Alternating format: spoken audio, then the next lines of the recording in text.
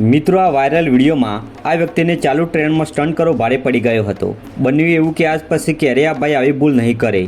મિત્રો, આજકાલ લોકો ફેમસ થવા અવનવા જીવના જોખમે સ્ટન્ટ કરતા હોય છે, ત્યારે આવા વિડીયો બનાવતી વખતે મુશ્કેલીમાં પણ મુકાઈ જાય છે.